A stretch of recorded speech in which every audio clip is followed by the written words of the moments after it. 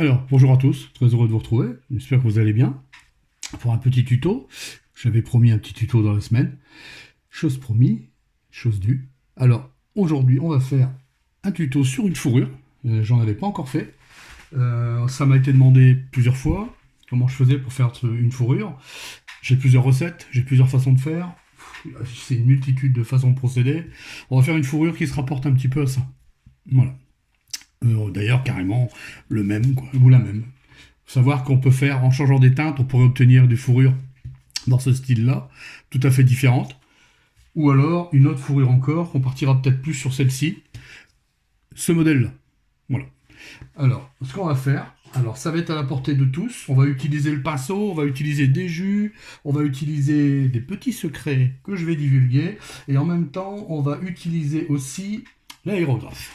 Pour gagner du temps, surtout, à savoir que tout est réalisable au pinceau, encore une fois. Tout est réalisable au pinceau. Nous, le seul truc, c'est qu'on va pousser un petit peu la fourrure, quoi. On va faire ça. Alors là, c'est un petit gobelin qui est sur... C'est une figurine 3D, en fait. Elle est en un seul bloc. Une figurine bien sympa, bien détaillée, comme j'aime bien. Et ce qu'on va faire, eh ben, on va commencer par poser la première teinte. Alors, à savoir, cette figurine, elle a été sous-couchée en noir. Ensuite, j'ai passé un voile. Cette fois-ci, j'ai changé un petit peu. J'ai passé un voile de gris doux. Pas un gris trop clair, pas un gris trop foncé, hein, légèrement bleuté. Et enfin, pour rehausser vraiment les parties les plus saillantes, celles qui vont nous intéresser le plus, j'ai passé du gris spectre. Une couleur que j'utilise énormément et que je vous conseille. Alors, à savoir, ce qu'on va faire, on va commencer à poser les premières teintes. Alors, comme là, au niveau de la fourrure, on va partir sur une fourrure sombre et très éclaircie, très contrastée. Donc, on va partir sur les extrémités très sombres et sur le milieu, on va partir de plus en plus clair. En y ajoutant des teintes. En fait, il y aura du marron, il y aura du gris, il y aura même du bleu. Enfin, du bleu, façon de parler. Il y aura du beige, de l'ivoire. Tout ça pour donner un beau petit condensé sur une fourrure. Pour que ça soit quand même une fourrure réaliste. À savoir qu'on aurait pu faire cette fourrure, voilà, en une teinte et voilà. Un brossage, non, nous on va vraiment pousser le détail. Alors, là évidemment, moi, mais ces pièces sont, bon voilà, c'est bien sculpté, il y a les reliefs sont bien creusés. À savoir que c'est vrai que des fois il y a des fourrures qui sont pas très, c'est pas très prononcé. Il y a des figurines chez Games, j'ai déjà remarqué, au niveau des fourrures, c'est pas très prononcé. Bon, mais là c'est pas grave, le principe sera le même. Et encore une fois, c'est une recette que je propose. Entre temps, vous pouvez changer les teintes et bien au contraire, ça pourrait donner encore des effets différents. Là, on va commencer. Alors, la première teinte qu'on va poser, je vais utiliser du marron liège. Vous, si vous n'avez pas, vous prenez du marron clair, quoi. Limite, vous prenez un marron foncé que vous avez, vous rajoutez de l'ivoire ou de l'ossement dedans et vous allez obtenir un marron aussi rapprochant. C'est pas une obligation de prendre la même teinte. Alors, je vais prendre la peinture ici, une petite goutte d'eau que j'ai mis sur le côté, ce sera plus simple, voilà. Hop, puis on va commencer à poser. Alors là, on va pas tergiverser, on va poser sur le centre les parties les plus saillantes en fait. Ici, donc toute cette partie-là qui vont partir vraiment dans le clair. On va essayer quand même bon, il y aura 2 couches seront nécessaires, ça c'est sûr. J'utilise un taille 1. On peut utiliser d'autres pinceaux. Moi, j'ai utilisé ce que j'avais. Un taille 1, c'est largement suffisant. De temps en temps, j'essuie le pinceau, le surplus. C'est important. Voilà. Et on va venir reprendre comme ça l'intégralité, tout ce qui est relief. Tout ce qui nous intéresse, qu'on va poser dans les teintes qu'on veut éclaircir. Donc on va commencer à poser le marron, voilà, comme ça. Alors 2 couches, hein, comme je disais, seront nécessaires. Alors on peint quand même, on met de la peinture quand même. Hein, là on met pas de la flotte. On va commencer à estomper un peu ici, tout de suite d'ailleurs. On va le faire tout de suite, voilà. Un peu sur le bas, parce que sur le bas, faut pas oublier que les couleurs seront beaucoup plus foncées. Surtout qu'après, on va passer des jus, on va jouer avec la transparence, mais pas que. Voilà, voilà, voilà. Alors, on va faire déjà pour que ça rentre bien dans les creux. Eh oui, même les creux sont éclaircis. Hein, c'est pas forcément obligatoirement qu'il y a un creux, que tout de suite, paf, on passe dans le sombre. Non, pas du tout. Voilà, alors là, j'ai bien dilué. Moi, j'ai passé une première teinte. On va laisser sécher et on va reposer une deuxième couche. Je fais ça hors caméra et je reviens vers vous. Voilà, maintenant que c'est bien sec, 2 couches suffit. J'ai passé 2 couches, je l'ai fait hors caméra. Ce qu'on va faire maintenant, c'est qu'on va passer un jus. Alors, on peut le faire à la peinture comme ça. Je l'avais fait avec celle-ci. Là, on va le faire à la contraste pour gagner du temps. Alors, ce qu'on va faire, on va mélanger ces deux teintes, du Sigor Brown et du Basilicum Grey. Je les ai ici, sur la palette. Une goutte de médium, et on va tout mélanger. Allez, c'est parti. On va obtenir un marron très foncé. Voilà.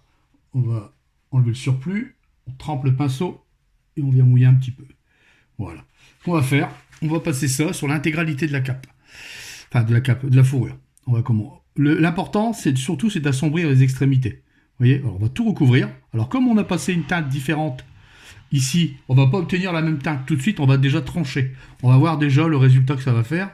On va déjà voir une différence quand on part sur les côtés. Vous voyez, ici, là, comme ça. Et quand on revient sur le milieu, vous avez vu, la teinte est totalement différente. On a une teinte, on va commencer à avoir un genre de marron qui va ressortir différemment. C'est tout l'intérêt quand on fait ce genre de fourrure. Voilà, alors, hop, je continue comme ça. Voilà. L'important, c'est d'assombrir les extrémités. On va oublier qu'on veut une cape, on veut une fourrure sombre sur les extrémités, puis éclaircie sur le dessus. Vous voyez, voilà. On commence déjà à avoir une teinte sympathique et on n'a pas utilisé grand-chose. Pour l'instant. Alors, jusqu'à maintenant, rien de sorcier. Vous voyez. Alors, j'ai pris un vieux pinceau pour faire ça, bien sûr. Alors, je vais poser une première couche, je vais faire l'intégralité, et puis on se retrouve juste après. A de suite.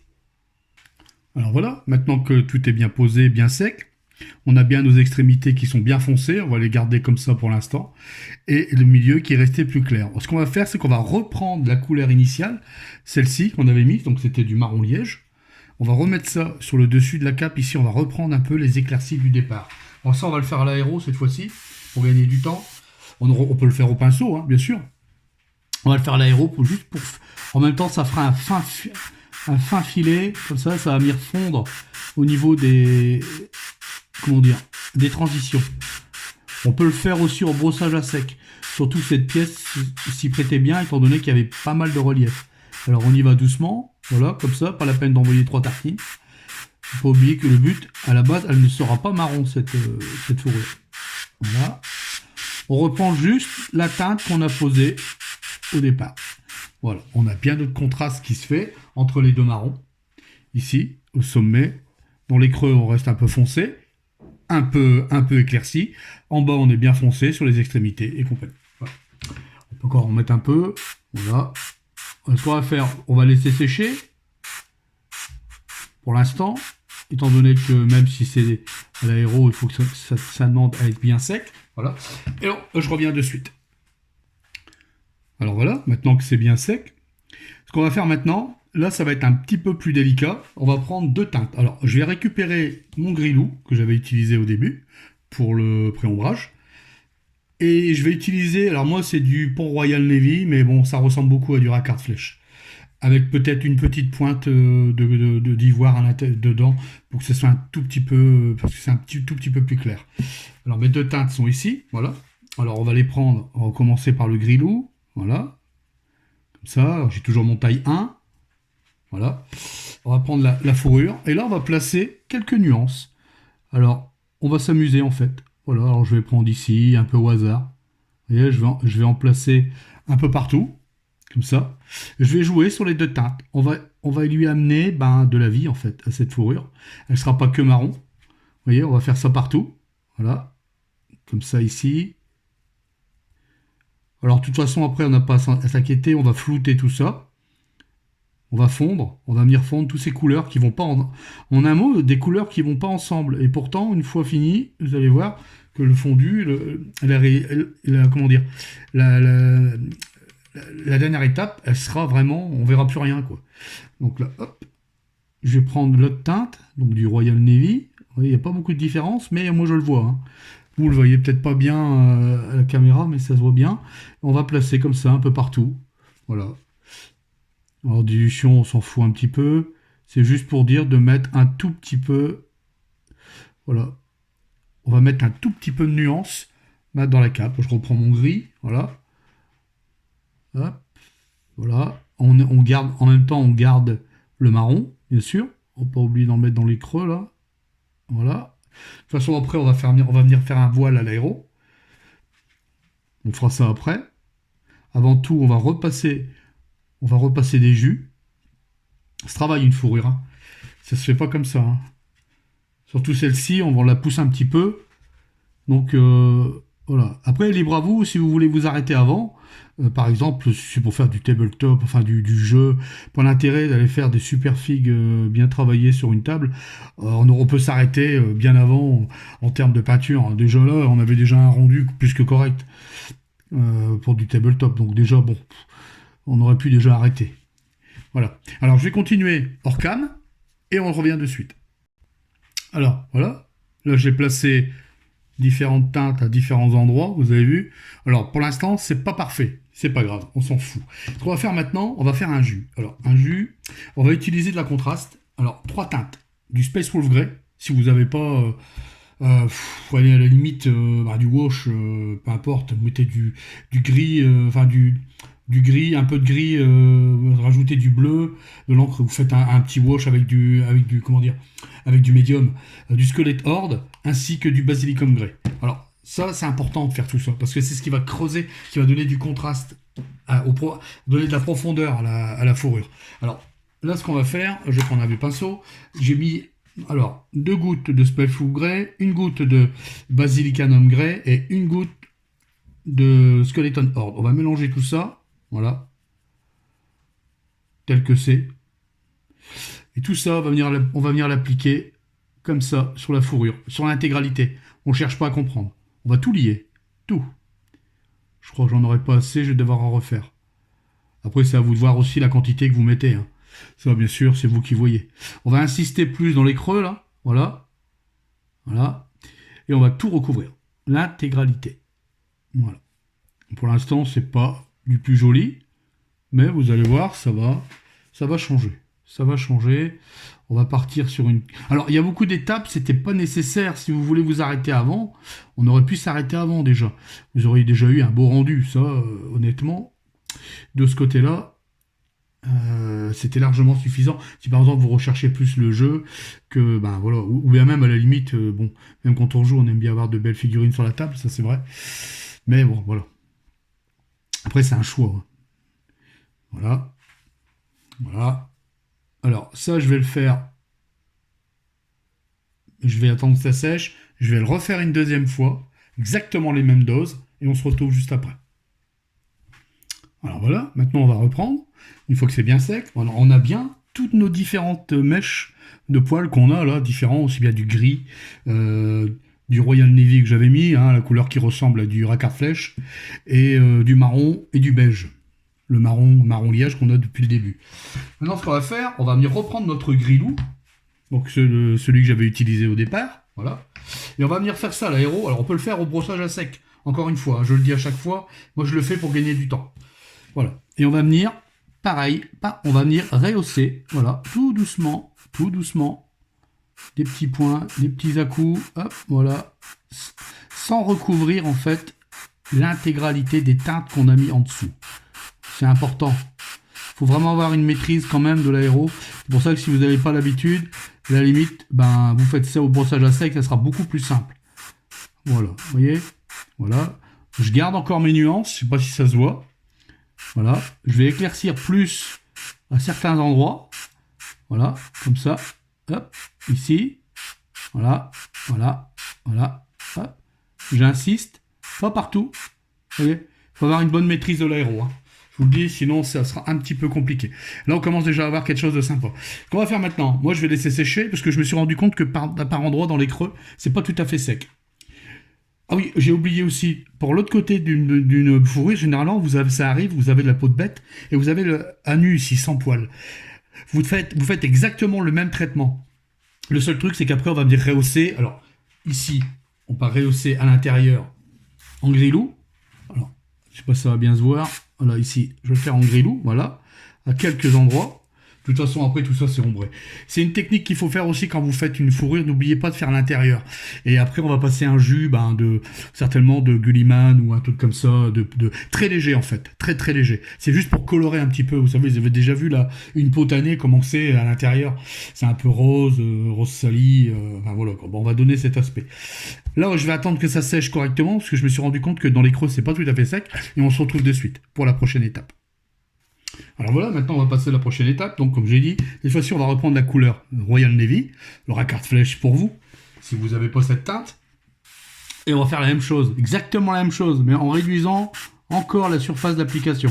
Toujours à l'aéro, on va lui donner, voilà, on va commencer à donner des différentes nuances. Voilà, sans recouvrir le gris. Encore une fois, si vous n'avez pas l'habitude avec l'aérographe, vous le faites au brossage à sec. Voilà, alors c'est très léger, très très léger. Vous voyez, on commence déjà à avoir pas mal de teintes, c'est ce que j'adore sur une fourrure. Beaucoup de teintes différentes, et on va encore lier tout ça. C'est là que je vais sortir mon petit, on va dire, ma petite mixture perso. Alors, moi j'ai mis ça dedans, voilà, c'est un mélange que j'ai fait. Alors je vais vous expliquer pourquoi j'ai fait ça. C'est tout simple. J'ai pris du marron foncé. Bon, j'ai pris du brun carbonisé, peu importe, un marron foncé, presque noir. Limite, vous rajoutez une pointe de noir si vous n'avez pas de marron sombre. Ensuite, là-dessus, je suis venu rajouter de l'encre violet. Eh oui, je mets du violet dedans. Une goutte d'encre violet.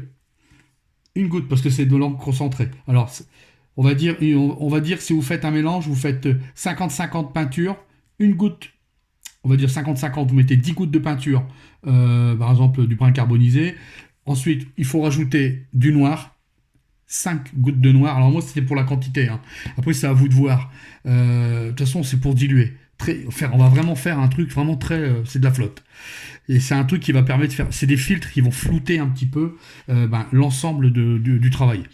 Ensuite, donc vous mettez Alors, mettons, vous mettez 5 gouttes de noir pour 5 gouttes de marron foncé, une goutte de violet intense. Et ensuite, on va venir mélanger tout ça. Moi, je mets de l'eau oxygénée. Alors, l'oxygéné, ça coûte que dalle. Hein. Vous pouvez trouver ça pour 1 euro la bouteille, je crois, un truc comme ça. Pas plus, 1,50 €. Pour 1 litre, vous avez de quoi faire. Oh là là. Alors, vous mettez ensuite votre eau, comment dire, déminéralisée, pardon, oxygénée. Je dis les conneries. Déminéralisée. Et ensuite, moi, j'utilise du glaze médium. Alors, ça reste le bidon, ça fait des années que je l'ai. J'ai du mal à le finir. Et je me sers avec ça. Alors, c'est très bien. J'en mets une bonne quantité. Et voilà. Ensuite, ma mixture, en fait, elle se résume à ça. Après, c'est à vous de voir si ça vous va. Alors, comment dire, au niveau de la texture. Moi, l'important, c'est qu'on obtient ce genre de mélange. Alors, sur le coup, comme ça, on dit, oh, on voit pas grand-chose. Eh non. Je vais vous faire voir. Alors, j'ai mis ça sur la palette. Voilà, je prends un pinceau mauvaise qualité, toujours pareil. Bon, c'est pas que ça abîme le pinceau, mais bon. Je vais vous faire voir la consistance que ça a, en fait. C'est un filtre. Voilà. Vous voyez, mais avec le médium qui est à l'intérieur, ça permet de garder les pigments de peinture bien entre eux et non pas les disperser. Nous, c'est ce qu'on recherche. Voilà. Alors ça, c'est ma petite mixture perso. À chaque fois que je fais une fourrure, j'applique ça sur l'intégralité de la fourrure. Pour n'importe quelle teinte. Je m'en fous, même si c'est même si on part dans du clair, même si c'est du gris, même si c'est du marron clair, même si c'est du beige, du sable, peu importe, je m'en fous. Je pars automatiquement avec cette mixture-là. Bon, ça, c'est un petit secret que je donne. C'est avec le médium, c'est surtout le médium qui fait ça, puis les différentes mélanges de teintes. J'aime bien cette teinte parce que voilà, on obtient, c'est pas un truc noir, c'est pas un truc gris, c'est pas un truc marron, c'est difficile à dire. Le violet apporte une petite touche que j'aime beaucoup. Je vais pas oublier l'arrière en même temps, je vais tout faire. Je recouvre tout, y compris même les surfaces de peau, c'est pas grave. Voilà, vous voyez, c'est pas compliqué. On met tout, voilà. Je vais en mettre un peu. Alors c'est bien de préparer des petits filtres comme ça. J'en ai fait d'autres aussi, avec d'autres teintes. C'est à vous de voir après. Ça, c'est un petit mélange que je fais, voilà. Parce que j'ai trouvé que, c'est un hasard un jour quand j'ai trouvé ça. J'ai fait une bêtise, j'ai mélangé des trucs. Je me suis rendu compte que, au bout du compte, c'était pas si mal. Et depuis ce temps-là, voilà. Je reste dessus, je me prépare des petits mélanges comme ça, des petites bouteilles vides, et puis voilà, ça fait le taf, comme on dit. Voilà. Ce qu'on va faire là maintenant, c'est qu'on va laisser sécher, vous voyez. Alors ça fait un filtre en fait. Alors vous allez dire, ouais, j'aurais pu utiliser, ouais, mais non, j'ai pas le même résultat avec le.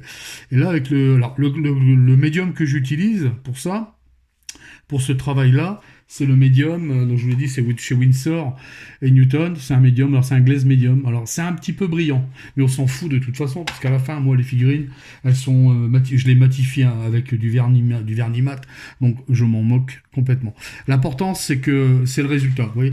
Alors, on a passé ça sur l'intégralité, voilà, vous voyez un peu le rendu. Alors ça va flouter en fait, ça va venir fondre encore davantage, tout en douceur. Et maintenant, on va laisser sécher, et on se revoit dès que c'est sec. À de suite. Alors voilà, maintenant que c'est bien sec, vous avez vu, c'est bien flouté, c'est discret, c'est léger, et en plus on a changé nos teintes, bien sûr, on va reprendre encore une étape, mais tout doucement, on arrive à avoir des teintes qu'on n'arrive pas à avoir en temps normal.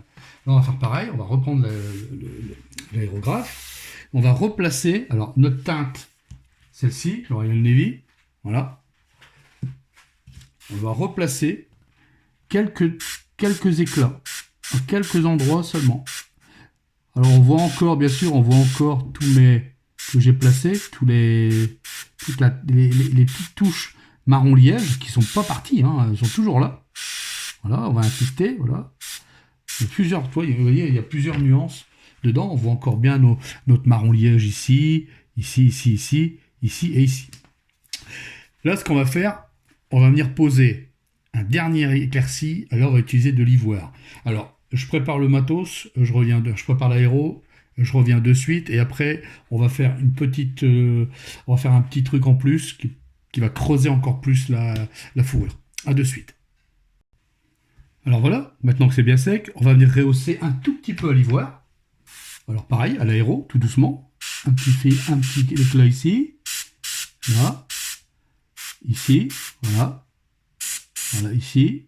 Et ici. Voilà. Pas besoin de donner plus. On donne du contraste à tout ça. On suit le mouvement en fait. Moi, la fourrure, elle part sur le côté, et puis après, ça fait des creux, puis comment dire, ça part un peu aussi à droite. Voilà, il y a quand même beaucoup de relief sur la pièce. Et voilà, on arrive au bout, au niveau de la peinture, quasi. Et là, ce qu'on va faire maintenant, un petit détail. Alors, je vais utiliser, alors, je le fais depuis un bon moment maintenant. J'ai acheté il y a quelques temps maintenant, c'est du gris de Payne. Alors, du gris de Payne, c'est une encre intense. Alors, j'ai acheté ça, c'est de l'encre Rounet. Ça marche très bien. Je vous le conseille. Moi, j'aime énormément. Même maintenant, je fais les NMM enfin, voilà, je les fais au gris de Payne. J'aime beaucoup. Ça donne une jolie teinte. Alors, en tout cas, moi, c'est un aspect que j'aime bien. Mais c'est de l'encre. Alors, attention, c'est de l'encre intense. Il faut y aller très mollo. Hein. Ce qu'on va faire, je vais venir prendre une petite goutte là ici que je vais extrêmement diluer parce que c'est vraiment couvrant, faut y aller vraiment mollo, voilà comme ça là, vous voyez, hop, on va faire voilà comme ça, puis on va venir creuser ici dans les ombres, on va venir lui rajouter un peu dans les ombres comme ça, voilà. Là on recouvre pas l'intégralité, hein. On met voilà, c'est juste pour dire de donner une nuance. Souvent on met du marron dans les ombres. On met du bleu marine dans les ombres, dans le marron, pardon, quand on veut assombrir pour donner un peu de vie. Dans du cuir, par exemple, ben là, je fais pareil dans la fourrure. Il y a un peu de marron, pourquoi pas faire pareil. Ici, pareil, je peux en mettre un tout petit peu ici, là. Voilà. Alors, c'est léger, hein, il faut y aller vraiment léger. Bien dilué, surtout. Si vous n'avez pas trop l'habitude, entraînez-vous un petit peu avant. Voilà. N'ayez pas peur de venir estomper aussi, parce que, voilà, c'est très couvrant, voilà, je reprends un peu, hop, voilà, vous voyez comment je dilue ça, moi j'ai l'habitude, donc voilà, je prends d'ici, j'aime énormément ajouter ça, au niveau des fourrures, j'aime bien, ça vient nourrir en plus encore, ça rajoute encore de la nuance, et j'aime beaucoup, franchement j'aime beaucoup, et j'en mets même d'ailleurs, vous allez voir, directement sur la peau, voilà, à l'intérieur. J'en mets directement dessus. Vous voyez, hop, bien dilué. Voilà. Ça va donner une petite nuance de bleu, de gris bleuté, pardon, intense. J'aime beaucoup. Voilà. Voilà. Comme ça, hop. Et quand vous avez des reliefs, c'est encore mieux. Ça fait ressortir tous les reliefs, c'est génial.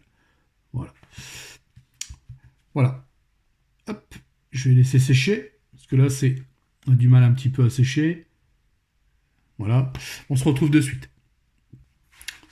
Alors voilà, maintenant que c'est bien sec, vous voyez le résultat de la fourrure. Franchement, je sais pas ce que vous en pensez, dites-moi dans les commentaires. On va venir faire maintenant. Je vais placer ici, au niveau de la peau, là, de la peau à l'intérieur, je vais y mettre tout simplement, si vous avez du wash pour la chair, vous mettez du wash, ou alors vous prenez de la chair extrêmement diluée. Moi, je vais mettre du Gulliman Flesh, de la contraste. Tout simplement, assez dilué, vous voyez, sur mon pouce, voilà. Puis je vais venir en mettre tout simplement sur les parties.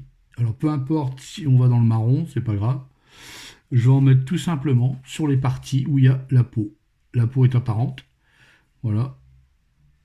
Hop, voilà, comme ça. Voilà. Je vais enlever le surplus qui se trouve sur les parties les plus saillantes. Là, comme c'est texturé, je vais le laisser. Et voilà. Je ne sais pas si ça se voit bien. Voilà. Vous voyez?